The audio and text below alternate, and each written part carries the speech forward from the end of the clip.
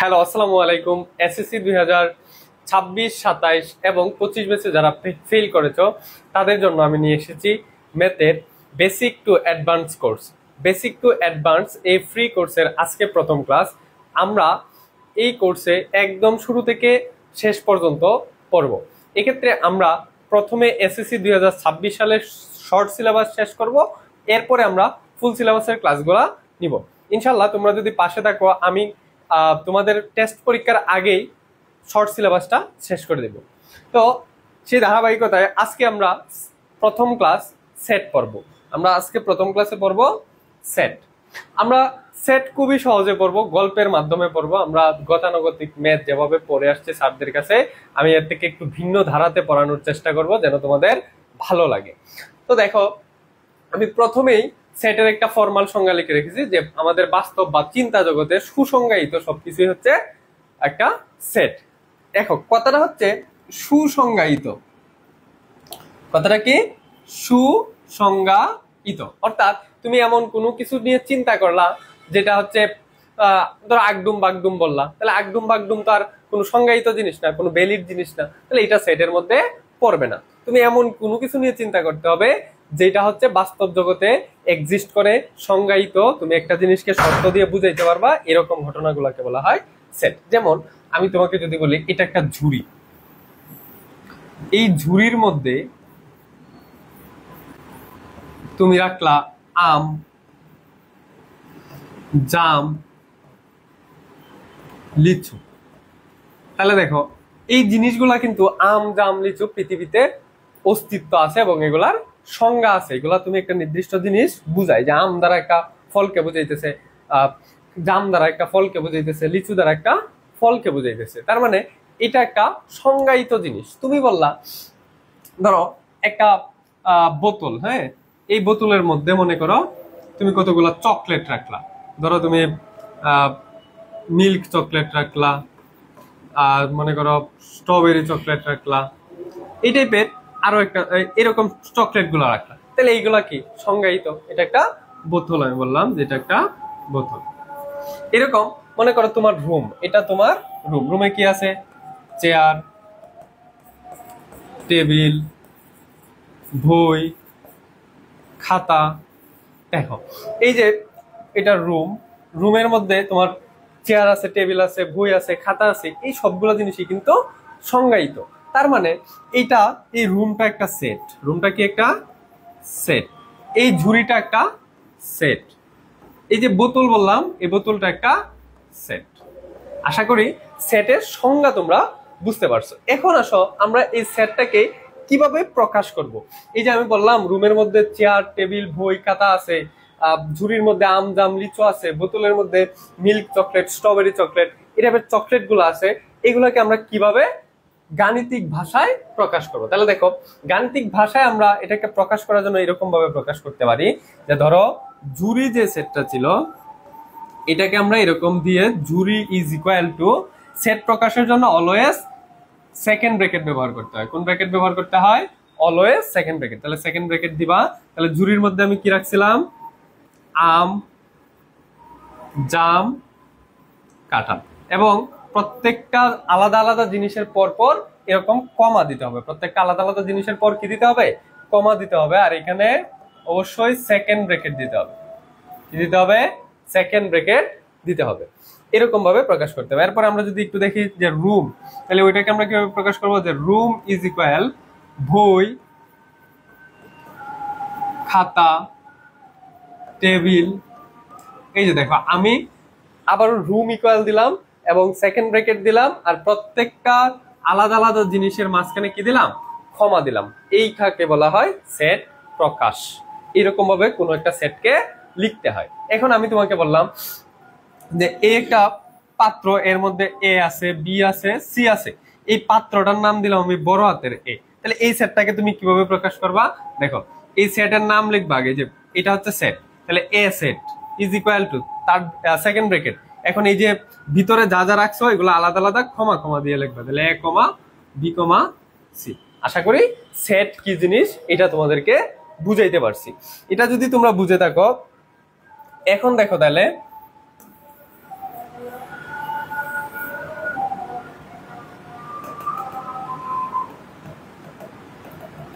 আচ্ছা, এটা যদি বুঝো তাহলে এখন দেখো সেট প্রকাশ করা হয় কিভাবে। সেটকে আমরা দুই ভাবে প্রকাশ করতে পারি, একটা হচ্ছে তালিকা পদ্ধতি আর একটা হচ্ছে সেট গঠন পদ্ধতি। তালিকা পদ্ধতিটা কি আর সেট গঠন পদ্ধতিটা কি? দেখো, আমরা এতক্ষণ যে সেটগুলো লিখলাম, যেমন আমরা লিখছিলাম ঝুড়ি ইজ ইকুয়াল আম, জাম, লিচু।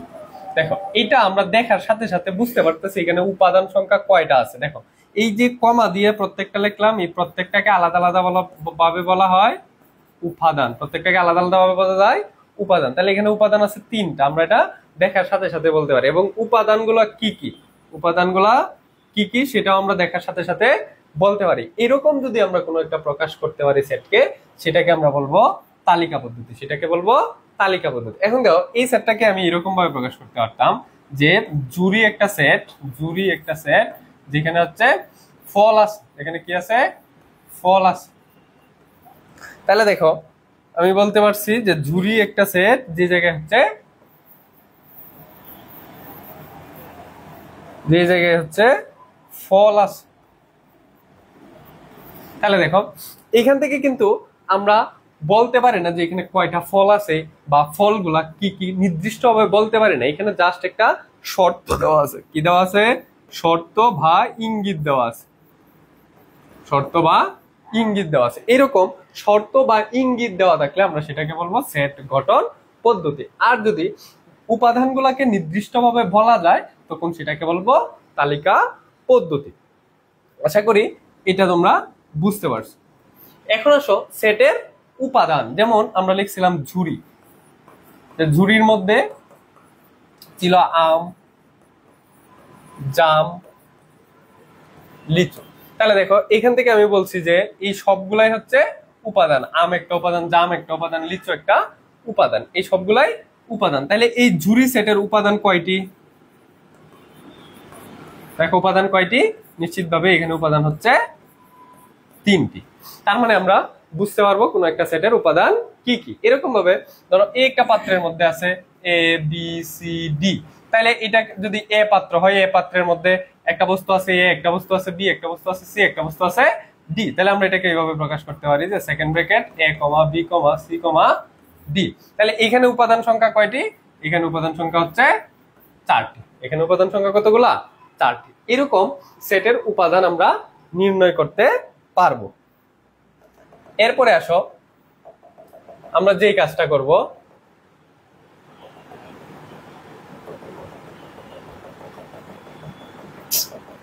দেখো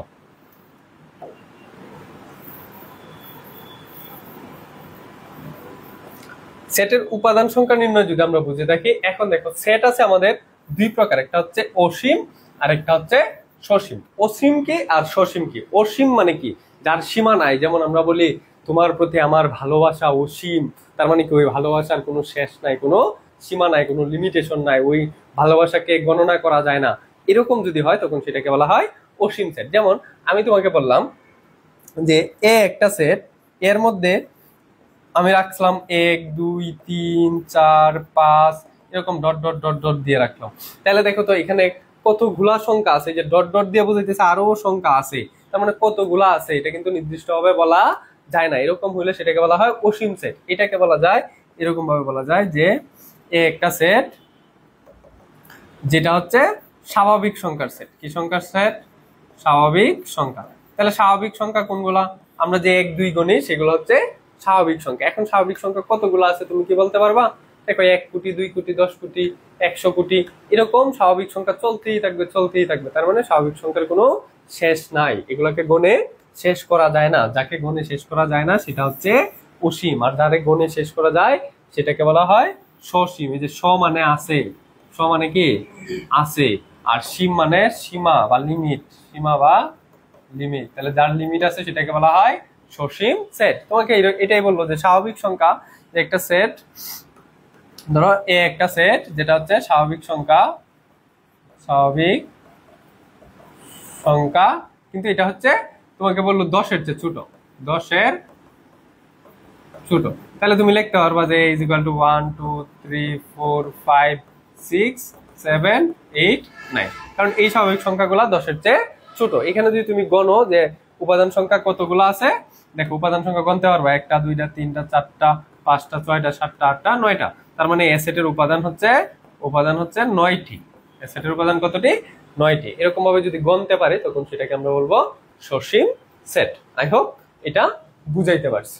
এখন আসো উপসেট এবং প্রকৃত উপসেট। আমরা ওই ঝুড়িটাকে আবার নিয়ে আসি, যে এই হচ্ছে একটা ঝুড়ি। এই ঝুড়ির মধ্যে আছে আম, জাম, লিচু। আম, জাম, লিচু। এখন মনে করো এটা তোমার এক পেটুক বন্ধু, ঠিক আছে? তুমি তারে বললা যে এখান থেকে তুমি এই ফল খাইতে বললা, খাওয়ার জন্য বললা। এখন দেখো সে কিন্তু চাইলে কোনো ফল নাও খাইতে পারে, অর্থাৎ শূন্য ফল খাইতে পারে, শূন্য খাইতে পারে, মানে কোনো কিছু না খাইতে পারে। আমি এটাকে শূন্য না লিখে নাও খাইতে পারে,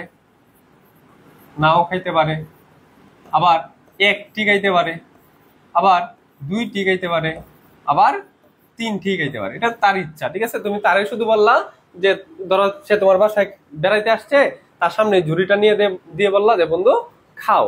তখন সে ইচ্ছা করলে এখান থেকে নাও খাইতে পারে, একটাও খাইতে পারে, 2টাও খাইতে পারে, আবার 3টাও খাইতে পারে। তাহলে দেখো যদি সে না খায় তাহলে সে কোনো কিছু খাইলো না, তাহলে তার সেটটা হবে এরকম যে ফাঁকা, কোনো কিছু নাই। সে কোনো কিছু খাইলো না মানে কি কোনো কিছু নাই, এর ভিতরে কোনো উপাদান নাই, কোনো উপাদান কি নাই। এরকম যদি উপাদান না থাকে সেই সেটটাকে বলা হয় ফাঁকা সেট। সেই সেটের নাম কি?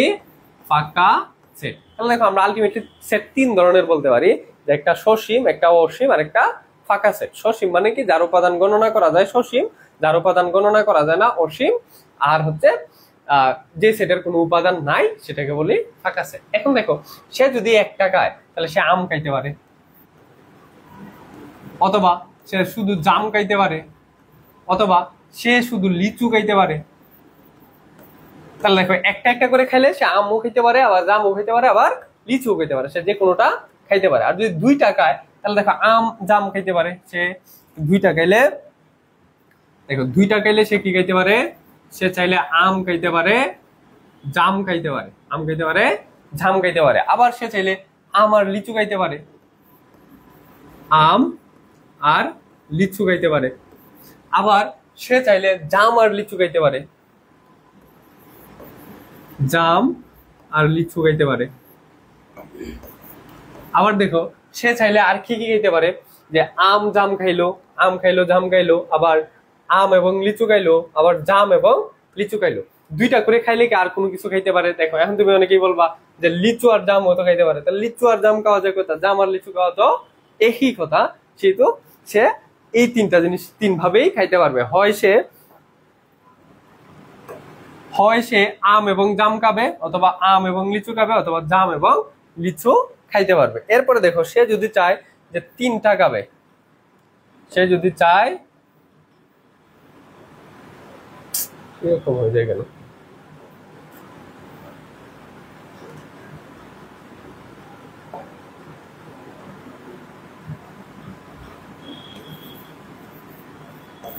দেখো সে যদি চায় যে 3টি খাবো, তখন সে চাইলে আম, জাম, লিচু এই 3টাই খাইতে পারে। তাহলে দেখো এই যে জিনিসগুলো সে খাইলো, এই সবগুলা জিনিসই কি এই ঝুড়ি থেকে আসছে না? এই ঝুড়ি থেকে আসা না? এই ঝুড়ি থেকে আসা বা এই ঝুড়ি থেকে জন্ম নেওয়া বলতে পারি, ঝুড়ি থেকে জন্ম নেওয়া। এরকম একটা সেট থেকে যদি আরো, দেখো এই সবগুলাই সেট হয়েছে একটা, যে এখানে কোনো উপাদান নাই মানে ফাঁকা সেট, এখানে একটা উপাদান আছে, একটা আছে, একটা আছে, 2টা আছে, 2টা আছে, 2টা আছে, এখানে 3টা আছে। তার মানে এই সবগুলাই কিন্তু আমি দেখো সেটের মতো করে লিখছি, যে সেকেন্ড ব্র্যাকেট দিছি, ক্ষমা দিছি, সেকেন্ড ব্র্যাকেট দিছি, ক্ষমা দিছি, সেকেন্ড ব্র্যাকেট দিছি, ক্ষমা দিছি। তাহলে এই সবগুলাই সেট, এই সবগুলা সেটেই হচ্ছে এই ঝুড়ি সেট থেকে জন্ম নিছে। তার মানে আমি বলতে পারি এই সেটগুলো হচ্ছে তার উপসেট, এই ঝুড়ির উপসেট। এই সেটগুলো কি ঝুড়ির উপসেট। আসো আমরা একটা এখন বইয়ের ভাষায় করার চেষ্টা করি। আমি তোমাকে বললাম যে একটা পাত্র, যেখানে একটা এ আছে, বি আছে, সি আছে। ধরো আমকে আমরা এ লিখলাম, জামকে বি লিখলাম, আর লিচুকে সি লিখলাম। আর আমরা ঝুড়িটাকে নাম দিলাম এটা বড় হাতের এ। তাহলে আমি এটাকে এইভাবে প্রকাশ করতে পারি যে A is equal to A B এবং সি, এ বি এবং সি। এখন তুমি এখান থেকে একজনকে বললা যে এটা খাও, তখন সে কিভাবে খাইতে পারে? দেখো, সে চাইলে নাও খাইতে পারে, তার মানে জিরো খাইতে পারে। জিরো খাইলে সেটাকে আমরা বলি ফাঁকা সেট। সেটাকে কি বলি? ফাঁকা সেট। একটা করে খাইলে সে খাইতে পারবে এ এ অথবা বি অথবা সি। আবার দেখো, সে যদি দুইটা করে খায় তাহলে কি খাইতে পারে? যে এ এবং বি খাইতে পারে, এ এবং বি খাইতে পারে। আবার এ এবং সি খাইতে পারে, এ এবং সি খাইতে পারে। আবার সে চাইলে বি এবং সি খাইতে পারে, বি এবং সি খাইতে পারে। দেখো আর কোনো কিছুকে খাইতে পারে কিনা। এখন তুমি যদি উল্টা ভাই বলতে চাও যে বি আর সি, বি আর সি খাওয়া যায় কথা, বি সি খাওয়া তো একই কথাই। তার মানে এই তিনটা জিনিস সেইভাবে খাইতে পারে। এরপরে সে যদি চায় যে তিনটাও খাইতে পারবে, তিনটা খাইলে এ B C, A B C. তাহলে আমি যদি এই সেট গুলার নাম দিই কোনো একটা, যে এটা এ সেট, আর এই সেট গুলাকে ধরো কোনো কিছু একটা নাম দিলাম, ধরো এটাকে আমি একটা নাম যদি দেই, ধরো এই সেটটাকে আমি নাম দিলাম বি সেট, এই সেটটাকে নাম দিলাম সি সেট, এই সেটটাকে নাম দিলাম ডি সেট, এই সেটটাকে নাম দিলাম ই সেট, এই সেটটাকে নাম দিলাম এফ সেট, এটাকে ধরো জি সেট, এটাকে এইচ সেট, এটাকে আই সেট। তাহলে দেখো আমি এখান থেকে সব দেখতে পারি যে এ সেটের উপসেট, এ সেটের উপসেট হচ্ছে এই যে B set, C set, D set, E set, F set, H set, I set, এই সবগুলো হচ্ছে এ সেটের উপসেট। এখন গণিতে তো আমরা জানি যে বাংলা খুব বেশি লেখি না, এই জন্য আমরা এই উপসেটের জন্য একটা প্রতীক ইউজ করব। এই উপসেটের প্রতীকটা হচ্ছে, উপসেটের প্রতীকটা হচ্ছে এরকম, এই যে নিচ দিয়ে এরকম একটা দাগ দিবা, এরকম ইউ এর মতো, উল্টা ইউ এর মতো লিখে নিচ দিয়ে একটা দাগ দিবা, যেটার নাম হচ্ছে উপসেট। তাহলে আমি এটাকে লিখবো এ উপসেট, সরি একটু উল্টা হয়ে গেছে, এটা এভাবে লিখতে হবে যে যায় উপসেট সে আগে, ছোট মানুষ আগে। দেখো ছোট যারা তাদেরকে আগে জায়গা দিতে হয়, এই জিনিসগুলা কি ছোট না, তার থেকে জন্ম নেওয়া না, তাহলে তার থেকে যে জন্ম নিছে তারে আগে প্রায়োরিটি দিতে হবে। ওই যে ছোটদেরকে আমরা কি করি, প্রায়োরিটিটা একটু আগে দিই, ছোটদেরকে আগে বসতে দিই, আর বড়রা পরে বসে। তাহলে এই বিটা হচ্ছে এ থেকে জন্ম নেওয়া, তার মানে বি ছোট, তাহলে বি রে লিখবো আগে, এ কে লিখবো পরে। এটাকে আমরা এভাবে পড়ি যে বি সাবসেট অফ এ। এটা কিভাবে পড়ি? B B is subset of A, B is subset of A. এরকম ভাবে আমি সবগুলোকে লিখতে পারি যে C is subset of A, D is subset of A, E is subset of A, F is subset of A, G is subset of A, H is subset of A. এরকম আমি সবগুলাই লিখতে পারি যে এরা সবাই এ থেকে জন্ম নেওয়া। এখন এখানে আরো একটা টপিক আছে, সেটা হচ্ছে একটা হচ্ছে উপসেট, একটা হচ্ছে উপসেট, আর একটা হচ্ছে প্রকৃত উপসেট, প্রকৃত উপসেট। দেখো আমরা একটু প্রিভিয়াস পেজে ফিরে যাই।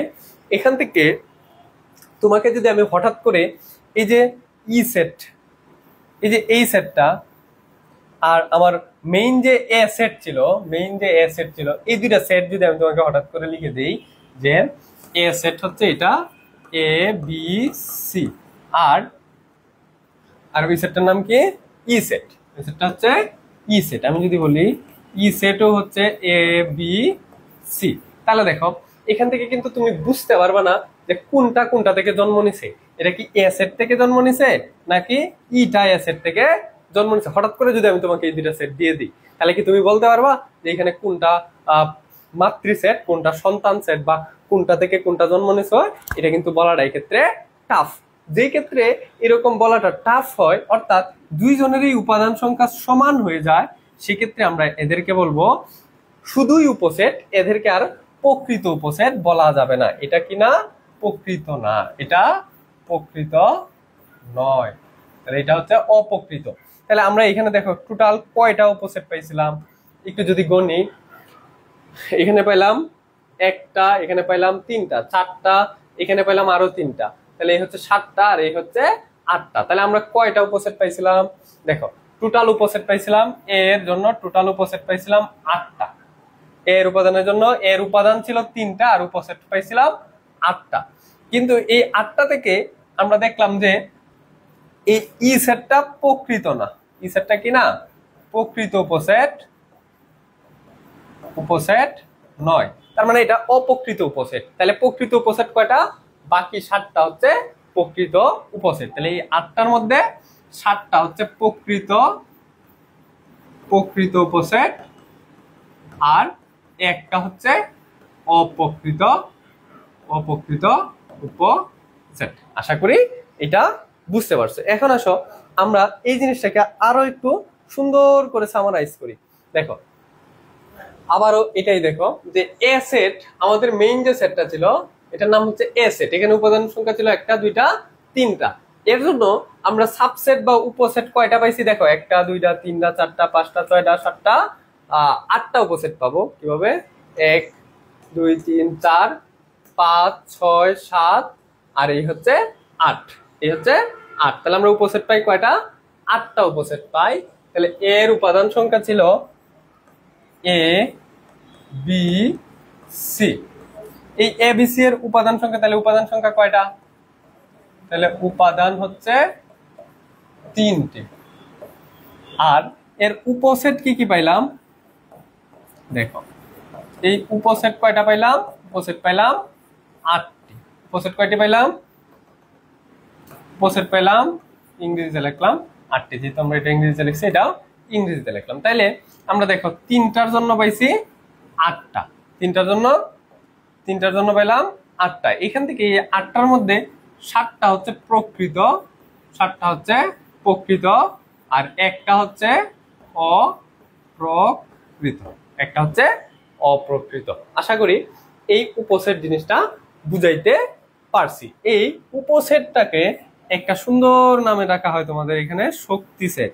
এই উপসেটটা কি? শক্তি সেট। দেখো শক্তি সেট মানে কি? তোমার শক্তি কি? তুমি যদি বাবা হও বা তুমি যদি মা হও, তাহলে তোমার সন্তানেরা তোমার শক্তি।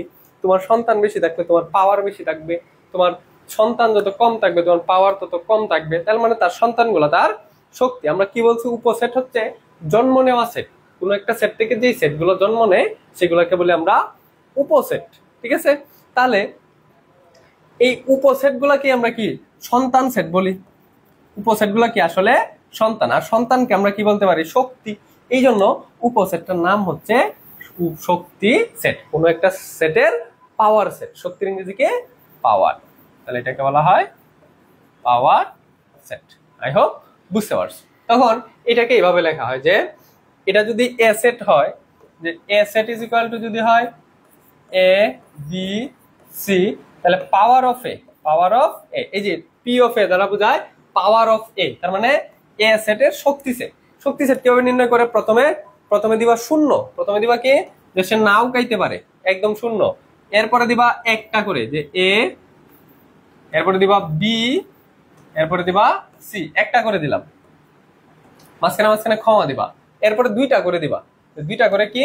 এ কমা বি, আবার এ কমা সি, আবার এ কমা দেওয়া যাবে না, আবার বি কমা সি, আর 3টা করে নিলে এ বি সি। তাহলে দেখো টোটাল কয়টা হয় আমাদের? টোটাল কয়টা হইলো? টোটাল হইলো 1টা 2টা 3টা 4টা 5টা 6টা 7টা 8টা। তাহলে আমাদের টোটাল শক্তি সেট কয়টা হলো? 8টা। এর মধ্যে প্রকৃত হচ্ছে 7টা, আর অপ্রকৃত হচ্ছে একটা। এটাই এমসিকিউ এর জন্য খুবই গুরুত্বপূর্ণ। তাইলে আমরা 3 এর জন্য পাই 8। এই যে উপাদান সংখ্যা 3টা হইলে পি অফ এ হয় 8টি। এটা খুবই গুরুত্বপূর্ণ একটা পড়া। 3টা হইলে হয় 8টি। এরকম আমরা যদি আরেকটা 2টা দিয়ে দেখি দাও 2টার জন্য কয়টা হয়। ধরো আমি S set is equal two দিলাম 1 2। এখন উপাদান সংখ্যা কয়টা দিলাম? উপাদান সংখ্যা হলো 2টা। তাহলে পি অফ এ বের করি। এই যে পি অফ এ বের করলে কি বের করতে হয়? প্রথমে দিতে হয় সে কোনো কিছুই খাবে না, তার মানে ফাঁকা। সে চাইলে একটা করে খাইতে পারে, তাহলে 1 2।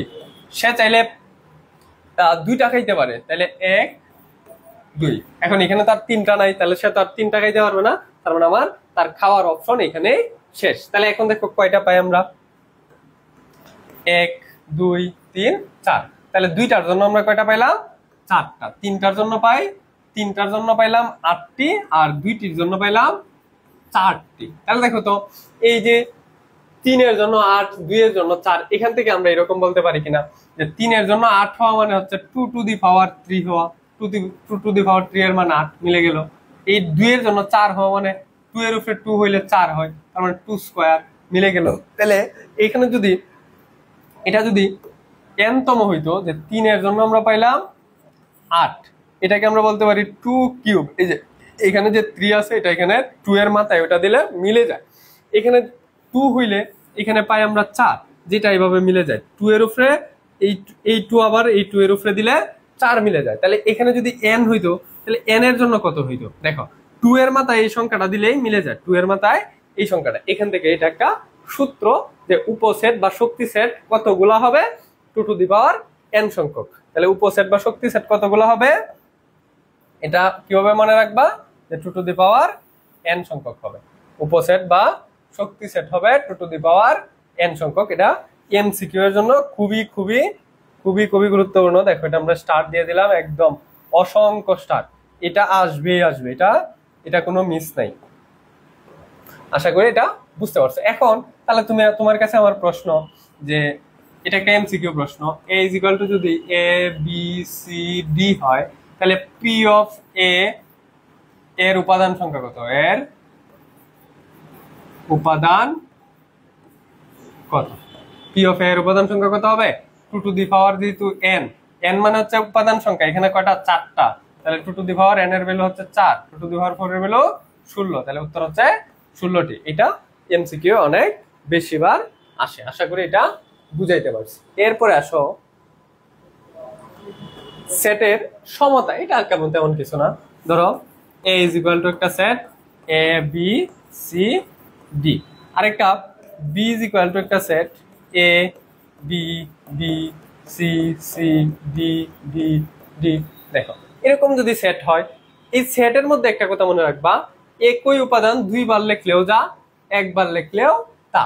একই উপাদান বারবার লিখলেও যা, 1 বার লিখলেও তা। যেমন তুমি একটা ঝুড়ির মধ্যে আম, জাম আর লিচু রাখছো, এখন তুমি লাগলে 10টা আম রাখছো, 5টা লিচু রাখছো, 5টা জাম রাখছো। এখন একজনে যদি খাইতে চায়, সে কি আম ছাড়া, লিচু ছাড়া বা জাম ছাড়া অন্য কোনো কিছু খাইতে পারবে না। তাহলে খাইলে তুমি নাম দিলে আমেই নাম দিতে হবে, তোমার তো এটা বারবার লেখার দরকার নেই যে সে কি খাইছে, সে আম খাইছে। এখন তুমি এটা চাইলে আম আম আম এভাবে বারবার লিখলেও যে কথা, 1 বার লিখলেও বোঝায় যে সে আমই খাইছে। তার মানে আমার একই জিনিস বারবার লেখার দরকার নাই, এটা বারবার লেখা যায় কথা, এটাকে 1 বার লেখাও সেই কথা। অর্থাৎ কোন সেটের উপাদানগুলো যদি সেম সেম হয়, দেখো এটার মধ্যেও ছিল, এটার মধ্যেও ছিল a b c d, এখানে আসছে a b c d, তার মানে এই দুইটা সেট সমান, তখন আমরা বলতে পারি a set is equal to b set, a set is equal to b set। এটা খুব ইজি একটা টপিক। এরপর দেখো সেটের অন্তর। ধরো অন্তর মানে কি, অন্তর মানে বিয়োগ, অন্তর মানে কি বিয়োগ হওয়া বা বাদ, বাকি বাদ।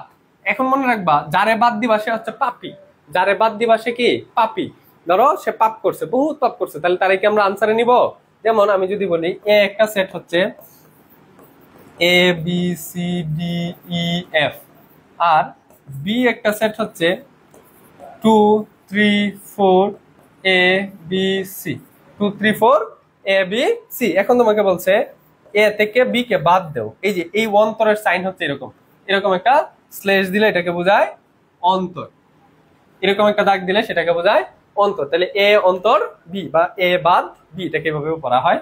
তাহলে কিভাবে লিখবা, দেখো আগে এ থেকে বি গুলো বাদ দিবা, তাহলে এ হচ্ছে A B C D E F, এই বাদ হচ্ছে বি, বি কত 2 3 4 a b c।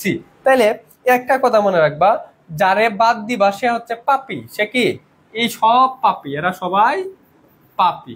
তাহলে পাপীদেরকে কি আমরা আমাদের সমাজে রাখবো, আমাদের আনসারে রাখবো না, তাহলে এর কোনো কিছু আমাদের আনসারে আসবে না। তাহলে দেখো এখানে যে এ ছিল এই এ আনসারে আসবে না, এখানে বি ছিল এই বি আনসারে আসবে না, এখানে সি ছিল এই সি আনসারে আসবে না। তাহলে আনসার হবে কত? D E F, D E F. বুঝতে পারছো কিনা? তাহলে দেখো আমরা আরো একটা যদি দেই যে পি একটা সেট, ধরো 1 2 3 4 5, আর টি একটা সেট 2 4 6 8। এখান থেকে তোমাকে বললো পি বাদ টি নির্ণয় করো। তাহলে দেখো কিভাবে নির্ণয় করবা। প্রথমে তুমি পি এর উপাদানগুলো লেখো। পি কত? 1 2 3 4 5, 1 2 3 4 5। এখান থেকে বাদ দিবা হচ্ছে টি, টি মানে 2 4 6 8, 2 4 6 8। তাহলে দেখো আমি কি বললাম যে এইখানে যা আছে এরা সবাই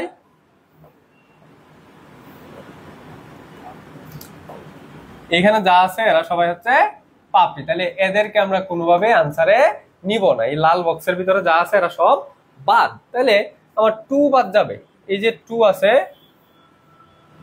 এই যে 2 আছে, এই 2 বাদ যাবে। এরপরে 4 আছে, 4 বাদ যাবে। আর কোনো কিছু মিলছে না। তাহলে আনসার থাকলো হচ্ছে 1 3 5, 1 3 5। আই হোপ সেটের অন্তরটা তোমাদেরকে বুঝাইতে পারছি। এরপরে দেখো আমাদের সার্বিক সেট। কি সেট? সার্বিক সেট। সার্বিক মানে কি? দেখো সার্বিক মানে, সার্বিকের ইংরেজি হচ্ছে ইউনিভার্সাল। ইউনিভার্সাল মানে যা সবার জন্য প্রযোজ্য, যা সবার। সার্বিক মানে যা সবার, সার্বিক মানে যা কে? যা সবার। এখন দেখো যা সবার মানে কি? যেমন আমরা যে সেট গুলো নিয়ে আলোচনা করতেছি যে এ বি 1 2 3 4, আবার বি ইজ ইকুয়াল টু ধরলাম বলো এ বি সি। তাহলে দেখো এখানে আমি দুইটা সেট লিখলাম বা আরো সেট লিখি যে সি ইজ ইকুয়াল টু 2 4 6। ঠিক আছে? এই সেট গুলা যদি একটা সেটের মধ্যে থাকে, এই সবগুলা সেট যদি দেখো, এই সবগুলা সেট যদি এখানে যে সেটগুলো আছে এই সবগুলা সেট যদি আমার একটা সেটের ভিতরে থাকে, সবগুলা সেট কোথায় থাকে? একটা সেটের মধ্যে থাকে। ধরো এইখানে আরো একটা সেট লিখলাম যেটাকে আমি ধরো ইউ দিয়ে প্রকাশ করলাম। সার্বিক সেটটাকে ইউ দিয়ে প্রকাশ করতে সেজন্য ইউ লিখলাম। আমি যদি এই ইউ এর মধ্যে 1 2 3 4 5 6 7 এ বি সি ডি ই, তাহলে দেখো এই সেটের ইউ সেটের মধ্যে দেখো এ বি সি জানি আমরা কাজ করতেছিলাম, এই এ বি সি এর সবকিছু ইউ এর মধ্যে আছে। তাহলে সবার আছে। এই কি এ সেটের অধিকার আছে ইউ এর মধ্যে, বি সেটের অধিকার আছে ইউ এর মধ্যে, সি সেটের অধিকারও আছে ইউ এর মধ্যে। তার মানে ইউ হচ্ছে এদের সবার সার্বিক সেট। তাহলে সার্বিক সেট কি? যে আলোচনার অধীনস্থ সকল উপাদান যদি কোনো একটা সেটের মধ্যে থাকে তখন সেই সেটটাকে বলা হয় সার্বিক সেট, অর্থাৎ ইউ। এরপরে আসো আমাদের সার্বিক সেট এবং পূরক সেট। সার্বিক সেট এবং কি? পূরক সেট। মনে রাখবা পূরক এর ইংরেজি হচ্ছে কমপ্লিমেন্ট। কমপ্লিমেন্ট, পূরকের ইংরেজি কি? কমপ্লিমেন্ট। এই জন্য কোনো কিছুর পূরক বলতে ধরো আমাকে বলছে এ পূরক। এ পূরক, এ পূরক মানে এর এর এরস কমপ্লিমেন্ট। কমপ্লিমেন্ট এইটাকে দেখো কত বড় একটা ওয়ার্ড। এটাকে ছোট করে লেখার জন্য এরকম এর মাথায় একটা সি দেয়, এর মাথায় একটা কি দেয়? সি দেয়। সি মানে কি? এটা দ্বারা বোঝায় এর complement, S complement, S complement. এখন মনে রাখবা এই সি মানে সিসি। সি মানে কি? সিসি। সিসি মানে কি? সে অবশ্যই ঘৃণিত কিছু কোনো কিছু করছে, সে ঘৃণিত কোনো কাজ করছে। তাহলে তারা কি করতে হবে? বাদ দিতে হবে। যে ঘৃণিত কাজ করবে তারা কি করতে হবে? সমাজ থেকে চুরে ফেলে দিতে হবে, তাকে একদম কিক আউট করে দিতে হবে। তাহলে কোনো কিছু যদি সি থাকে আমরা এটুকু বুঝছি। আচ্ছা এরপরে এখনই বোঝার দরকার নাই, এরপরে আমরা নতুন আলোচনা শুরু করি। তারপরে দেখো আমরা এই আগের যেগুলো পড়ছিলাম, দেখো ইউ পড়ছিলাম হচ্ছে ইউ মানে হচ্ছে সার্বিক সেট। যেমন একটা সার্বিক সেট আমি দিলাম 1 2 3 4 5 6 7 8। যেমন আমি এ একটা সেট দিলাম 2 4 6 8, বি একটা সেট দিলাম 1 3 5 7। দেখো এখানে আমার এ আর বি সেটের সব উপাদান এ আর বি সেটের সব উপাদান কোথায় আছে? সি এর মধ্যে, এই ইউ এর মধ্যে আছে। এই দুইটা উপাদান সবগুলাই কি আছে? ইউ এর মধ্যে আছে। তার মানে ইউ হচ্ছে সার্বিক সেট, আর এইগুলো হচ্ছে সার্বিক সেটের অধীনস্থ সেট। সার্বিক সেটের অধীনস্থ সেট। দেখো তো, এই এ সেটটা কি ইউ থেকে জন্ম নিছে না? এই বি সেটটা কি ইউ থেকে জন্ম নিছে না? দেখো এই যে, তার মানে এইগুলাকে উপসেটও বলা যায়। তাহলে আমি এখান থেকে দেখো উপসেটের কনসেপ্টটা একটু ক্লিয়ার করে দিই। তাহলে এই এ হচ্ছে ইউ এর উপসেট। তাহলে ইউ হচ্ছে, এ হচ্ছে সন্তান, সন্তানকে আগে প্রায়োরিটি দিতে হবে, ছোট মানুষদেরকে আগে প্রায়োরিটি দিতে হবে। তাহলে এ আগে, এরপরে এই যে বলছিলাম উপসেটের চিহ্ন এরকম, এ ইজ সাবসেট অফ ইউ।